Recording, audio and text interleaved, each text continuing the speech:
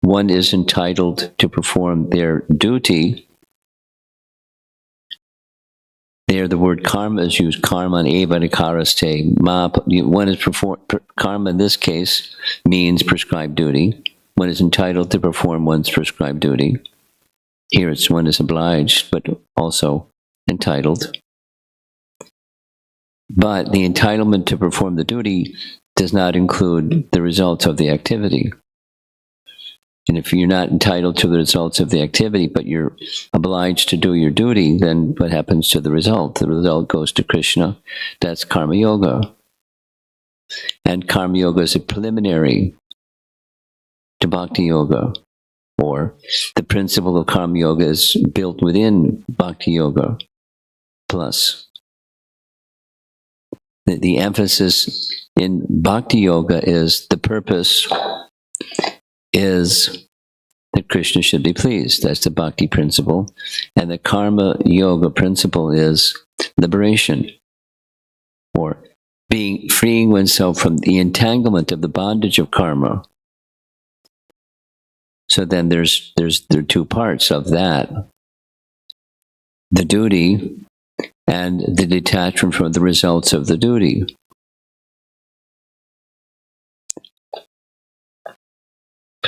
And the detachment from the results, since there is a result.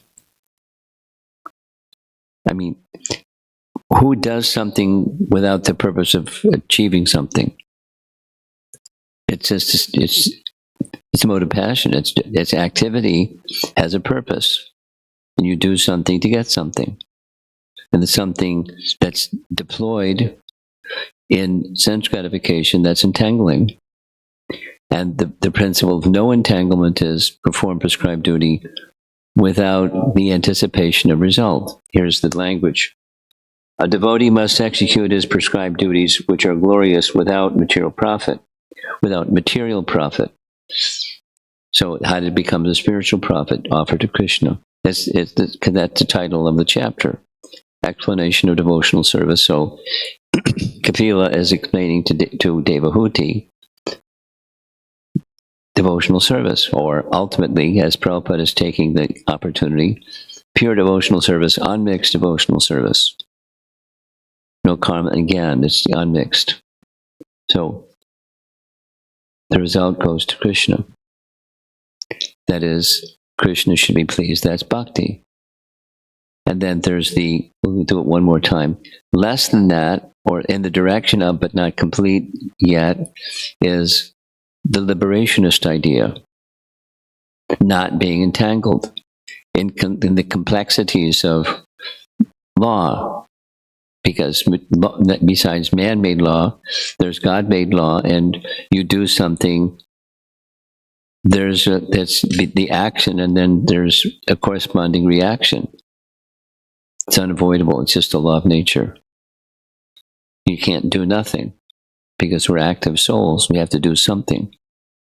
And then there's implication in karma. So karma yoga is how to get free from that implication in karma without the essence of bhakti, or say the same thing in a different way. For karma yoga to be effective, there has to be some touch of bhakti. One can't, say it the other way, one cannot perform karma yoga without a touch of bhakti. But a touch of bhakti is different than Shuddha bhakti, or pure devotional service. But some bhakti is there, so the Lord is there, the receiver of the fruit of the activity. But so the purpose behind is the difference. One, I don't want the entanglement in karma. Or alternatively, I want that Krishna should be pleased. So duties that are prescribed are performed by a devotee. And then prescribed indicates something. This something is one's social position. According to one's same as the essence verse of the purpose of life and how to achieve it. That is, Stane statak shrutikatam tanavan manobir. Stane, stay, statak, stane, statak. Stay situated in your position. In what position? Your duty position, your social and other duties of life, determined by the modes of nature, etc. So we have a nature of past activities that brought us to our present position. That's karma. And then affinity for this mode, that mode. So the emphasis that Prabhupada is making in the purport is a standard Vaishnava, maybe particularly a Gaudiya Vaishnava, but a Vaishnava position. It doesn't matter. The Shudra, the Chandala, anyone in any position can be engaged in devotional service. There's no prior qualification or disqualification. Eligibility is just be a spirit soul. That's everybody. We're all spirit souls. So everyone's eligible. And now back to the principle, Krishna is to be pleased. So those in other modes of nature are commonly less inclined because of the modes of nature. But using these examples, the whole of Vrindavan, they're Vaishya community. They're not well educated. They're not Vedantists. They have an understanding. We hear them offer prayers to Krishna, and they're learned. Fundamentally, but where does that learning come from? For them, it's not studying Vedanta. It's from devotional service, and they get an understanding from their parents and the elders that give them that essential training, so that one who's a Vaishya, or one who's a Sudra, or one who's not a Brahmana, or from any position, by guidance, so that's not optional. Guidance is essential. It's essential. And with that proper guidance, then from any position, so proper guidance is imperative. And then the duty.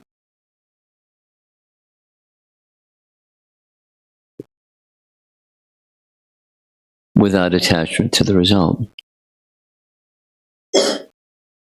Without material profit. Interesting.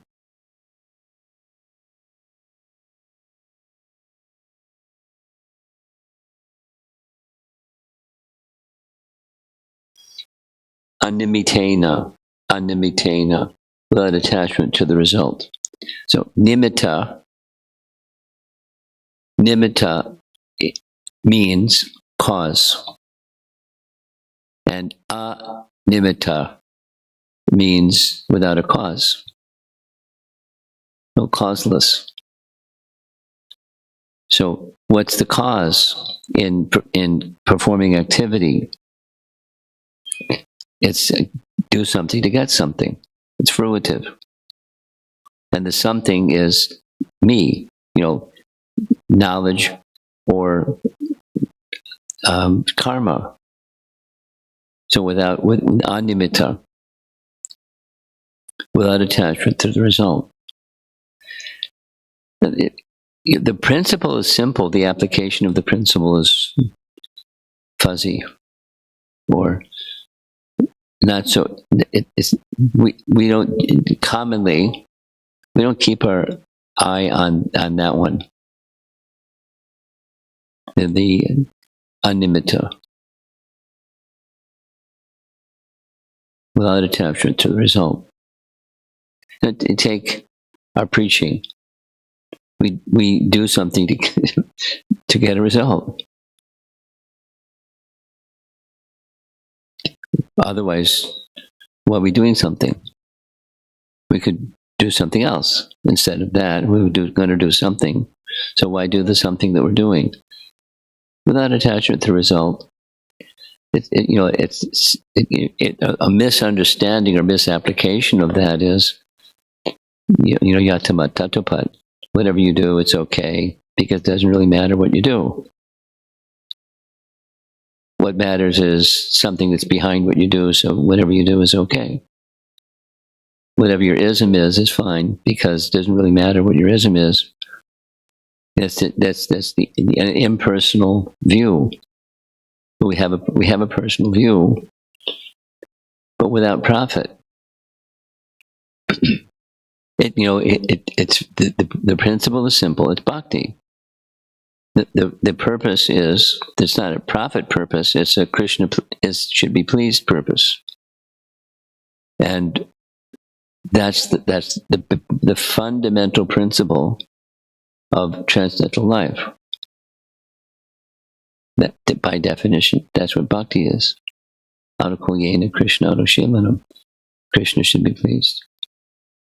Anushilanam, following the shila, the behavior and conduct of advanced souls. Following that, Krishna should be pleased. So there's the prescription. That's the indication of the qualified souls by their speech, by their conduct, by their example. And there's so many examples because there's so many personalities that are in the exalted position, and one might get confused. Like, which one am I supposed to follow?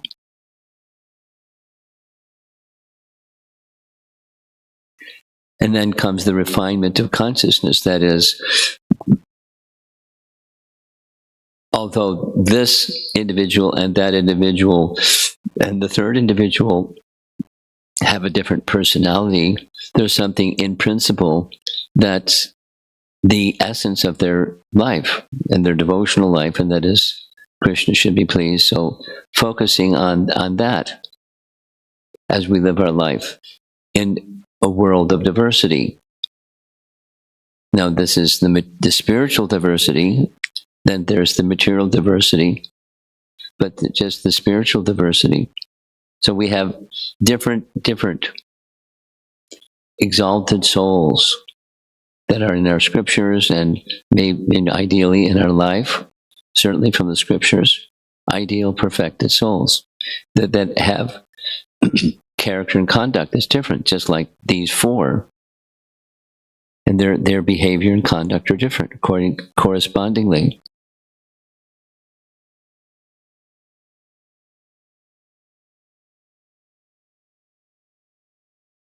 No, Prabhupada's a very simple way of saying this is from Krishna's vantage point, the Brahmana that's worshiping the deity and the person that's cleaning or sweeping the floor, from Krishna's vantage point, they're the same. Now, there's difference, of course, but the pleasure of Krishna principle is the same, depending upon the consciousness of the Brahmana's consciousness could be in the gutter, and the sweeper of the floor could be immersed in Krishna. So the conduct or the particular activity is not the criterion.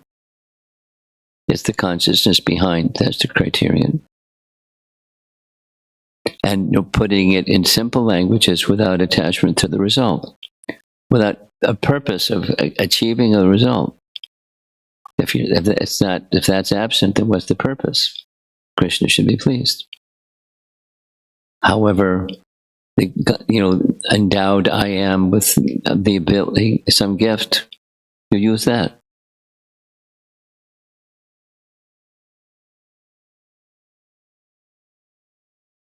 To your capacity. And by practice, and practice, by that abhyasa, the Krishna may, if one sees one really wants to please him, then the ability through practice in Krishna decorating the effort to please him with some ability. And so someone can become an artist, or someone can become a musician, or someone can become a whatever, by decoration of that ability, so that the purpose of Krishna becoming pleased is made possible. Now, just on this point, supposing someone's not a devotee, there's a few people that aren't devotees, and they practice at something. And by practice, they become proficient, or practice makes perfect. But it's not perfect. If the practice is to become accomplished at something or other, what's imperfect is there's no real shelter. It's about selfish me, and then the selfish me qualification is lost by death, and then all of that acquisition is gone. There may be some carryover into the next life. Like child prodigies that are gifted at something, piano playing or something. But it's still on the material side, and it's still therefore bondage. The purpose of the human form of life is missed. So how to not miss the purpose of the human form of life from the outset? Try, so therefore it's repeated over and over. Krishna is to be pleased. There are different ways of saying, but that's the message. The bhakti principle, that's what this chapter is. Explanation of devotional service. And so back to the first little phrase here. Execute prescribed duties which are glorious without material profit. It's a simple phrase. We're spending a lot of time explaining backwards and forwards a simple phrase. So without material profit means what? You just exchange the material profit for the spiritual profit. The spiritual merit goes to the person who engages in devotional service. And then again and again and again and again. That repetition of what I call it the bhakti muscle, when your muscle gets strong. And then everything that you do with that bhakti muscle is bhakti laden. That becomes one's life. Or practice makes perfect. If the essence of the purpose behind the practice is that Krishna should be pleased, then your bhakti muscle grows. The spiritual strength necessary to execute your activities in devotional service expand by Krishna's decorating that ability or effort. Then the second half, as much paragraph is dedicated to without excessive violence. The verse, without excessive violence, one should regularly perform one's devotional activities.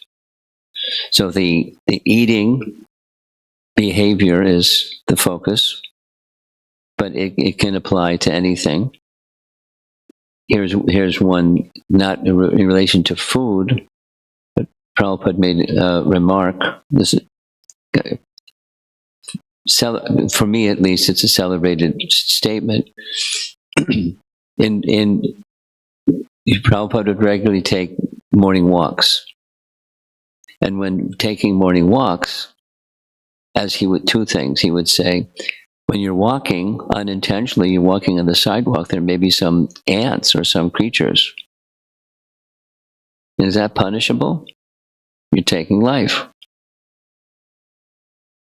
And then the answer is it's unavoidable.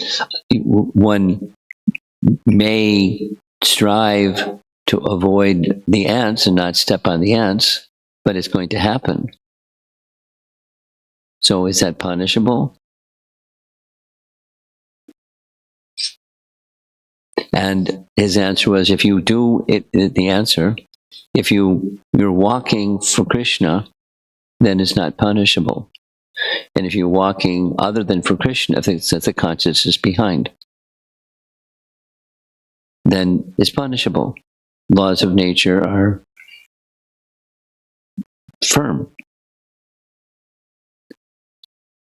Then similarly, and in Los Angeles, one should not walk across the lawn without walking for Krishna, because the grass and other living entities are, there's violence is being done. You walk across the lawn. And is it necessary? And the answer, of course, if there's a sidewalk, but we're on the sidewalk, somebody smothered something, living entities, to make the sidewalk. And then there's other living entities crawling somewhere on the sidewalk. So we're not Jains. We're Krishna Bhaktas. In service to Krishna, then incidental is incidental. I mean, incidental, it becomes not binding to the performer. Breathe. Living entities are coming and going, so don't breathe. So it's breathe for Krishna. Walk, live, exist. So our existence, the living entities are sacrificing their lives. There's not a denial. It's acknowledged. And therefore, not unnecessary violence, please. And then what's necessary? Survival, existing. You have to eat. You have to breathe. You have to, you move about. So, in service to Krishna, you do those things in service to Krishna. That's the adjustment, the bhakti principle for these two, without striving for result and without unnecessary violence. Animitena.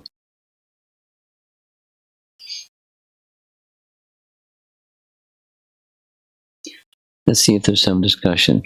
Interesting topic. Yes, Premananda. Hare Krishna, Maharaj. Somebody may feel that, not just feel. I'm going to get out my hearing aid. There's acoustics in this room, and my ears don't work well. I can speak more close to the mic. That will help. I think the earplugs may help, or this may also help. Go ahead. Devotees generally... Oh, much better. Almost all the time, devotees feel we are doing this service for Krishna.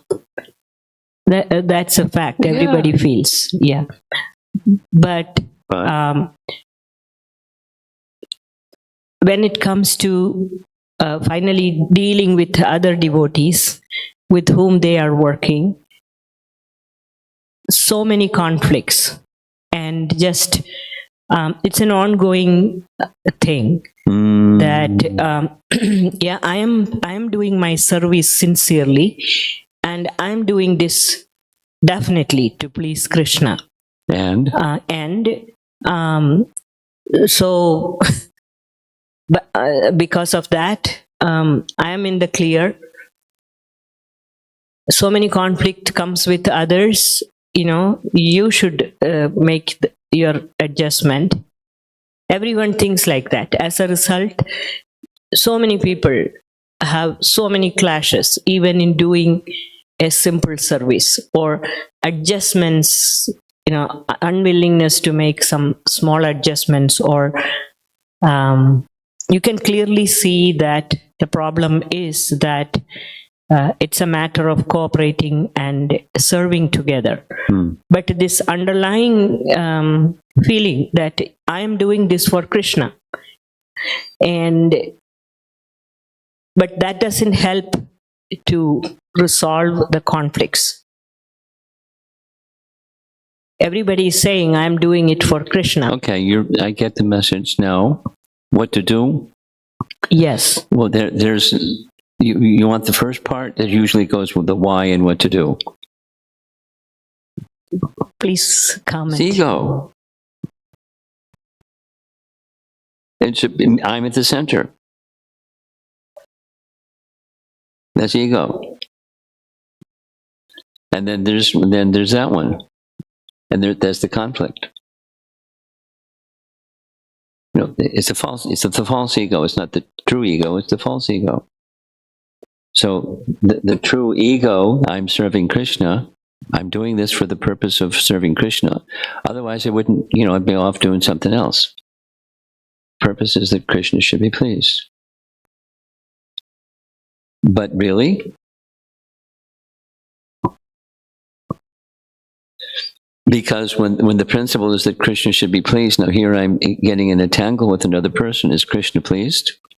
Am I really thinking about, I'm doing this so that Krishna will be pleased?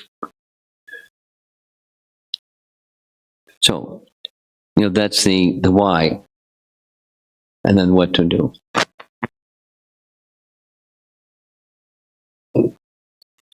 That's one of the reasons why this, at least once a year seminar on the topic of Vaishnava etiquette. And I chose to speak, and the next time it comes around, I'm going to choose to speak on the same principle. That's respect. Because there are subtleties of respect. And it's so important that, what to do is respect. So how do you respect when, whatever the issue is, I'm trying to serve Krishna, and here's this other person that's making my purpose of serving Krishna disturbed, or whatever it is. The label and the identification of the conflict. So never leave the position of respect. As I'm trying to please Krishna, another person is trying to please Krishna in their way. And, rather than one-upping, I'm better at serving Krishna or something, to acknowledge that with respect, the position of the living entity, that as I am, they are, and then without departing from respect, how are we to work our way through a conflict? Gosh, it's like ISKCON Resolve. Conflict mediation resolution. It's like, it's a full-time job. And then sometimes it really escalates and it's awful. So what to do is my response, a starting point of a response is never depart from respect. And then acknowledging if something is done or said or combination that's causing my mind some difficulty, is it without ignoring the feeling, without ignoring the speech or behavior combination, don't depart from respect. And then, in a family or in a community or in a whatever, strive to see in this situation, in this dynamic, what's the best way to serve Krishna? And I may not have the answer to that question, but if you keep asking the question, you're more likely to get the answer to that question. Now, those are very simple. There's books written on this topic, and each situation is a little different, but we're speaking broad principle. Stay with not only my service is meant for the pleasure of Krishna, my interacting with this other devotee is meant for the pleasure of Krishna. How am I doing? On my report card, what score do I get? Am I doing well in pleasing Krishna in this interaction where there appears to be a conflict? then where do you take that situation or dynamic?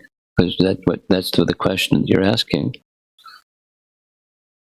No, it starts with inside. If my inside is Krishna is to be pleased, that's where I go. And it may look to somebody, starting with myself, but then to somebody who is gifted,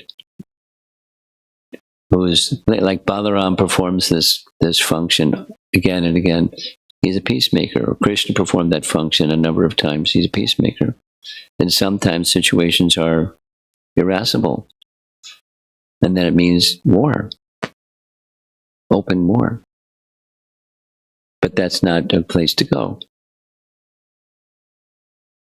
But, so sometimes that happens for those who are military spirited. As I'm speaking, I'm thinking of situation X, Y, and Z, where it's war. And it becomes a war because, like Duryodhana, just stubborn obstinacy. That's it. There's no discussion. There's no respect. Respect is gone. It's now on the material platform. So that help the persons by good example and by coaching and by other methods to come again to the spiritual platform. But sometimes people are stuck. So from the get-go, the training in the bhakti principle in fundamental ways is, it's the ounce of prevention is worth a pound of cure kind of answer. You want to go further with this? A little more. Huh? A little more. Okay. Any practicing devotee who is a little bit thoughtful should know that escalating conflicts is not very pleasing to Srila Prabhupada or to Krishna. But, they may not be, I'm not sure if they are thoughtful. I mean, it's a thoughtless way of behavior, or may not be even willing to hear from anyone. But they are practicing devotees. And if it does not come from inside, within oneself, will it ever get resolved? Because it's an ongoing thing.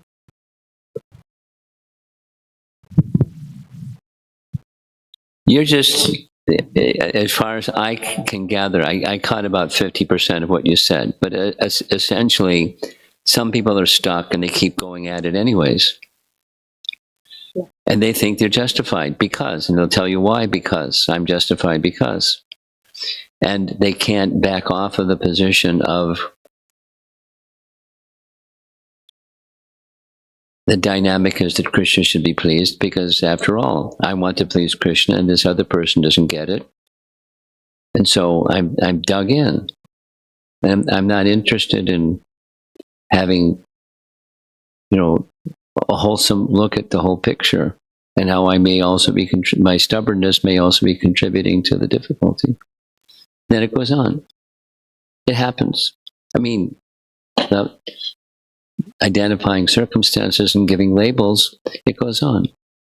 And it's not good. So how do you have a wholesome community when it's like a popcorn machine and there's this one and that one and the other one? And look what Prabhupada did, the whole Hare Krishna movement with young people from uncultured backgrounds trying to become qualified. And there were conflicts. And they came to him. Many came to him.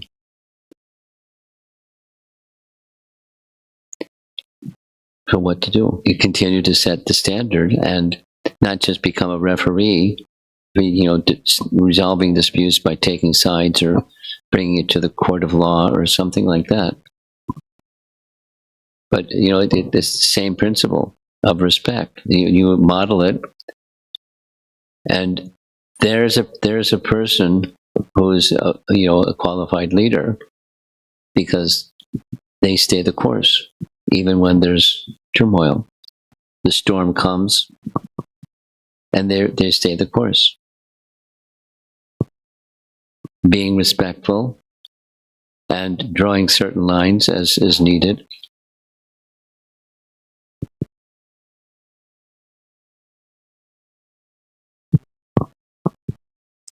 Maharaj, this is on the topic of non-violence. So it is my understanding that violence can be at 3 levels. There's violence at the level of the body, which is what Prabhupada is speaking of here with respect to not hurting other living entities. Yeah. And there's also violence at the level of our words. There's violence at the level of our mind. Yeah. And it's my experience that it's easier to be nonviolent at the level of our body than nonviolent at the level of our words. Yes. And it is easier to be nonviolent on the level of our words than our mind. Yes. So in Kali Yuga, we have this concession that our mental offenses don't count. And I need all the help I can get, so I'm happy to have any concessions that I can get. And I understand that it is my consciousness that determines my words, that determines my actions. Yes. So the very thing that we're given a concession for is actually the pivot, it seems, that we need to turn on to actually make it all the way to go back to Godhead. It is our mental offenses that will keep us back. I'm wondering if that's a correct understanding. Yeah, the correct understanding for sure. There's a sequence, like the verse from Bhagavad Gita. The senses are superior to dull matter. The mind is superior to the senses. The intelligence is superior to the intelligence is superior to the mind, and above all is the soul.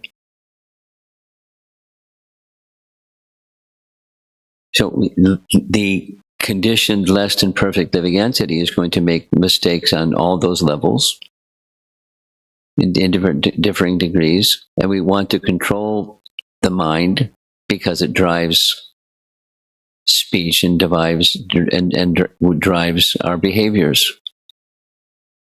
So it's this spiritual purification necessity.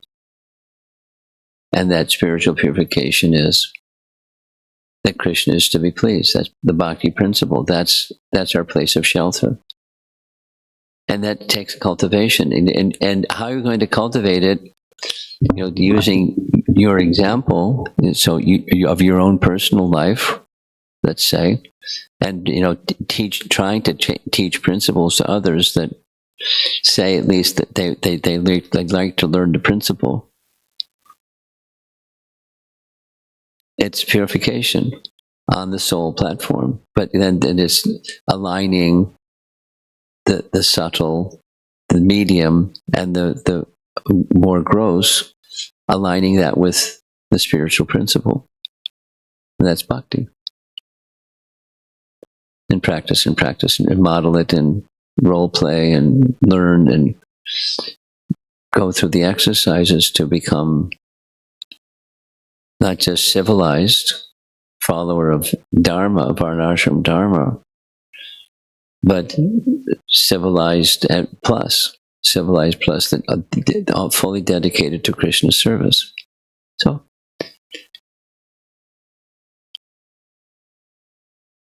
it's a cultivation on a spiritual, starting from a spiritual platform, because the soul is superior to the mind and intelligence, and the senses. And with patience, this is in part, response to Premananda's question, but with patience to the process and dedication to the process of aligning things with that Krishna should be pleased in those 3 platforms. The subtle drives the gross. And while there may not be offense for a subtle offense, may not be a responsibility or reaction for a subtle offense, mind offense, wait a while and it comes out. Because the subtle drives the gross.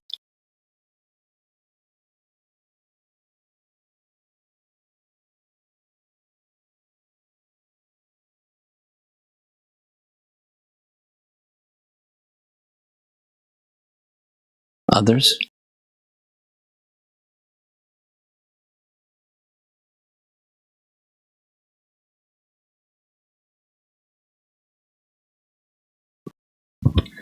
Hare Krishna Maharaj. This is in continuation with Premananda Mataji's question. I'm trying to connect it with, in the early part of your class, you mentioned Karma Yoga and Bhakti Yoga. Could it be that, yes, I am performing an act of service to Krishna in my services, yes, and I feel that this is going to bring out a better result, and then I conflict with somebody else who thinks it can be done differently? Yes. Is that Karma Yoga principle? And is there a higher principle that should be applied?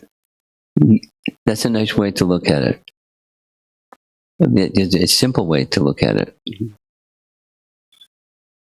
But the bottom line answer that I gave is acting to please Krishna isn't just, I want to dress the deity this way and someone else wants to dress the deity that way, and we're in conflict.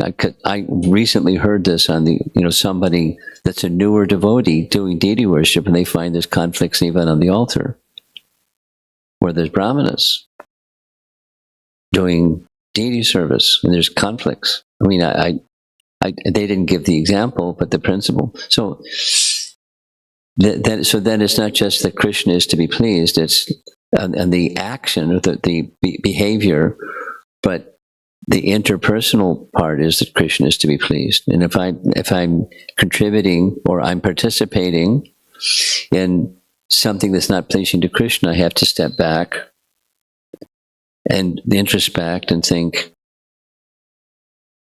in what way am I contributing to that which is not pleasing to Krishna on an interpersonal level, rather than pointing the finger and saying it's over there? It's because generally speaking, conflicts are two-way, not a one-way.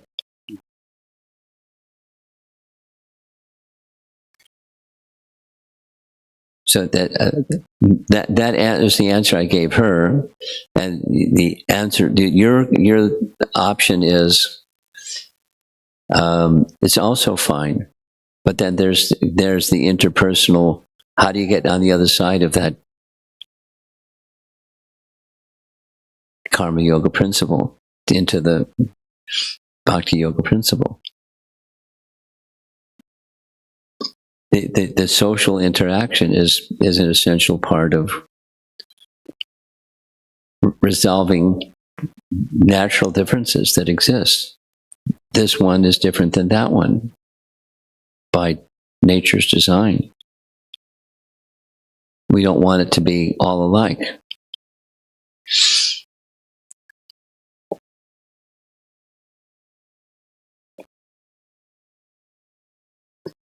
I forget what my memory is poor, but there was someone, my memory goes, Professor O'Grady from Ireland. Prabhupada was being interviewed by this somebody, and he was saying, you have members from all different backgrounds, and you must run into conflicts because of cultural differences and language differences, and so how do you deal with it?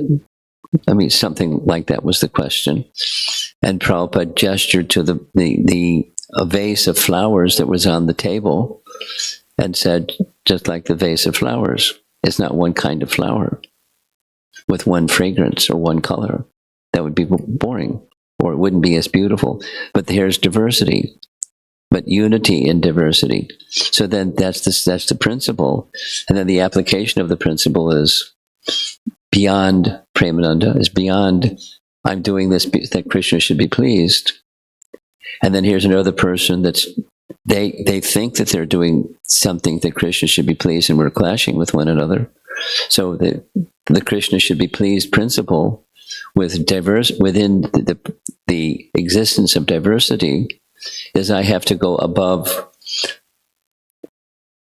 the conflict of I want to serve Krishna this way and they want to serve Krishna that way, and we've come together and we're at odds with each other.